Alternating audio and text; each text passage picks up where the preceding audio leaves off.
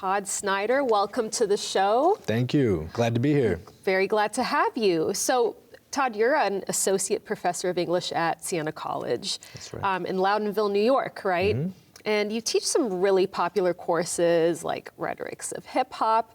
You're also an author of several books. They covered all different kinds of really fascinating topics. I want to enroll in your courses and read your books. Thank you. You cover topics like hip hop, Appalachian identity, manhood. How did you become interested in these topics? Like, what was the journey kind of getting to where you are now? I think with any writer, you begin writing about the things that you're interested in or in love with. And I think if I've been successful at all in my career, it's been my ability to write about and work in the subjects that I love. The two loves of my life were always hip hop as a young person growing up, and growing up in Appalachian culture, I very much see myself a part of that cultural background. And as a young writer, I wanted to write about it and explore it and understand it better. I've actually written pieces on hip hop in Appalachia. Actually, I wrote a piece for Oxford University called Rappalachia. Rappalachia. Rappalachia, that looks at Appalachian artists who do hip hop music or fuse bluegrass with hip hop music. That's amazing. So, I think the sort of key to my success in my career has been to write about the things I love. And when you do that kind of thing, work doesn't feel like work. Yeah, well, that's a really beautiful moment when you realize those things, For right? sure, right. Took me a minute. Do you think there was any particular moment in your past, or maybe even in your early childhood, where you started to realize, like, oh, wow, I really love hip hop, or I really see this connection between like hip hop and the Appalachian culture? I was probably in the second grade when I really fell in love with hip hop. I had an aunt who loved it, and she was like my big sister. And at first, it was probably a fad for her, maybe, and I just followed along. But hip hop was, in some ways, my literacy sponsor.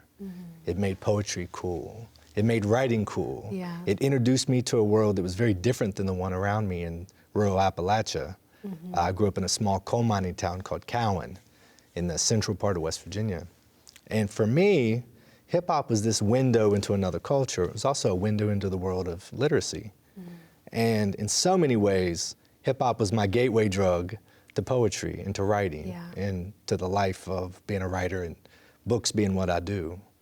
When I go do book tours and readings, people often ask me about the authors that influenced me. And I give them the generic answer, and I say famous, well-known authors, but the truth is I would have to really say Tupac, Biggie, the Wu-Tang Clan, Nas, Jay-Z, because those were the young poets who inspired me as a kid to want to be a poet and a writer. Well, why would it be wrong to tell people that you really are inspired by figures like Tupac and Biggie? It's not wrong, but it just takes more of an explanation. Okay. So it depends on your audience. For me, I think we are in a place now where it isn't that uncommon that we teach classes on hip hop and we treat hip hop in the same amount of respect that we treat poetry, Langston Hughes or Emily Dickinson or whoever else. Right. Really, one of the biggest poetic movements of our lifetime is the hip hop movement. So we are at a place now where courses like mine are taught at other colleges. I know they have one at the University of Maryland and elsewhere. But mine is the one at Siena, and sometimes students call me the hip hop professor. That's sort of my nickname on campus. Do you like that nickname? There's worse things they could call me, so I take it. Yeah, there are certainly, and students can get very creative. That's the one I know about. I don't know the other ones, but. Yeah. Well, let's keep it a hip hop professor then. Okay. So I'm actually curious to know, why is it important? Like, what do you tell your students? Like, why is it important to treat hip hop lyrics the same way you would treat, like, it's parts of the canon of poetry or literature, like Jane Austen or T.S. Eliot? You mentioned Langston Hughes. Why is it important to teach students about an art form that is not part of that canon? Look, there's no doubt about that the literary canon is important. We should teach it, we should preserve it, we should add to it. But we know that the literary canon is often discriminatory. Sometimes it's mostly old white guys. This is a Eurocentric view of what counts as good poetry. Here in America, if you go from 1981 to 2020, there is no subculture that's impacted American business, fashion, television, movies like hip hop. Hip hop is born out of a culture of poetry, street poetry. And I think it's very important that we pay attention to those movements and learn where they come from and who the trendsetters were and how that rhetorical tradition has changed over the years. For me, it is just as important, if not more important, than the canon. Yeah. So it sounds like you really want to take something that's a different approach rather than just the top-down approach, right? Well, and here's the truth. I can't teach my students hip hop. I tell them that on day one. But I can't give it to you. I don't own it. But I can teach you how to write, and I can teach you how to analyze poetry. I can teach you how to better understand metaphor and simile. And one of the interesting things that we find is a lot of my students who take the class who are hip hop fans often find out that they didn't understand the lyrics as much as they thought they did, because they had never taken the time to print the lyrics out and break down the metaphors and look for double meaning. And they enjoy it as much as the folks who take the class and have very little understanding of what counts as hip hop. Yeah, yeah. So it's like, kind of delving in, digging, finding some deeper meanings there. I mean, we do history as well, where we look at the history of the genre. You know, we read feminist scholarship on hip hop. We read lots of different sort of angles at thinking about the culture and its impact in American society. But we do a lot of lyrical analysis too, the same type of thing you would do in a poetry workshop. Right. So there's some elements of like practitioner and also some like kind of intellectual and cerebral analysis. A little bit too. of both. Now sometimes students take the class and they think we're going to learn like to break dance. Now I definitely can't teach them anything like that. You have to give like a disclaimer at the beginning of the semester. But we can watch documentaries and watch people do it. But yeah. I do try to make it a cultural immersion course. So we go on lots of field trips. We go to recording studios and watch people make music. I bring in graffiti artists. I bring in break dancers. I bring in local MCs. And the course, I've been teaching it for a couple years now, and it's grown into an event we call Siena Hip Hop Week, where we have a week-long celebration of the culture. And on Monday of that week, we bring in a famous hip-hop pioneer to do a lecture that's open to the public. In the past, we've had Chuck D from Public Enemy, Grandmaster Flash. We've had Master Killer from the Wu-Tang Clan.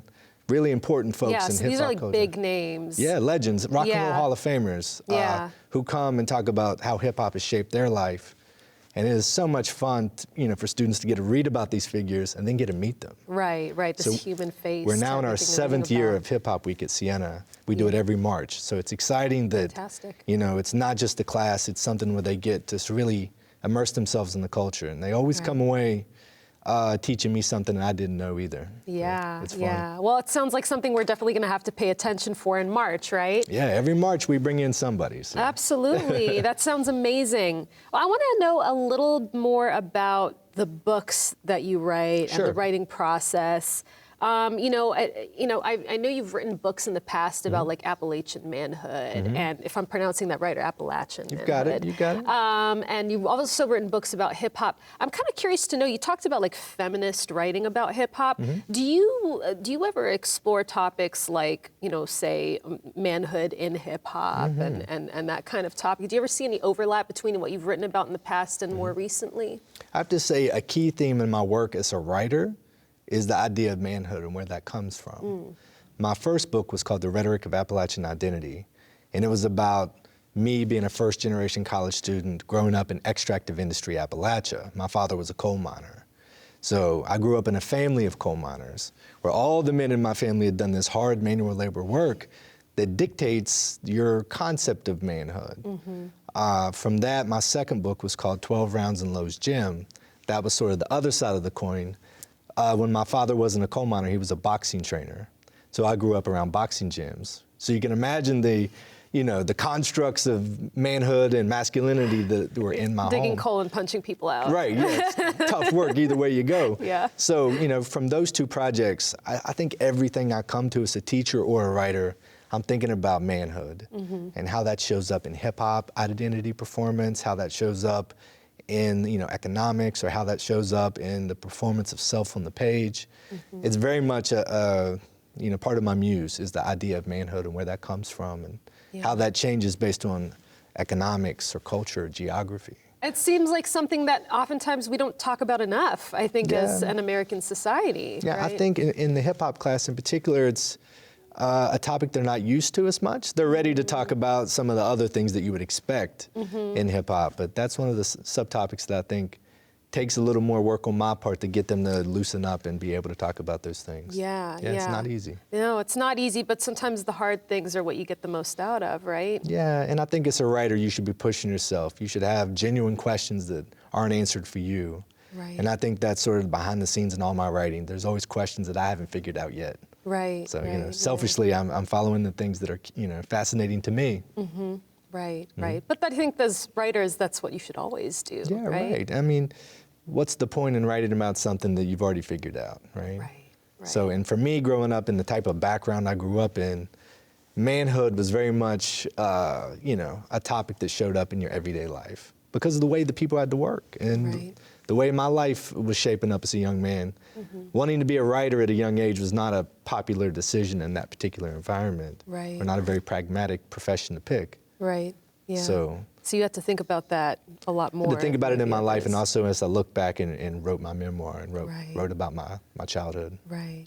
So I'm kind of curious to know, kind of stepping back a little bit, Mm-hmm. what do you think that hip hop can teach us on a wider level? And where do you see hip hop studies going in the next 10 to 15 years? I think hip hop studies is as popular as it's ever been, but I do think there are the research gaps, like in any field. We need to talk about issues that affect folks who are in the LGBTQ community in hip hop. That scholarship is happening. Joan Morgan and some other scholars are doing that work, but we need to continue to look in that area. We need to look at issues like feminism and masculinity in hip hop. I think we also need to think about the ways in which we can learn from the past, right? Hip hop repeats a lot of mistakes, just like the rest of us. Everybody repeats a lot of mistakes, right? Maybe that's human nature, right? Yeah, But I right. think those are the topics that need to be addressed right now. Well, thank you so much for being on the show. It's an absolute pleasure to have you. And I want to enroll in all of your classes and read all of your You books. can audit any that you want. Just come right over to Siena. You're not far away. That sounds good. That sounds It was a pleasure good. being on the show, too. Thank you. Thank you very much.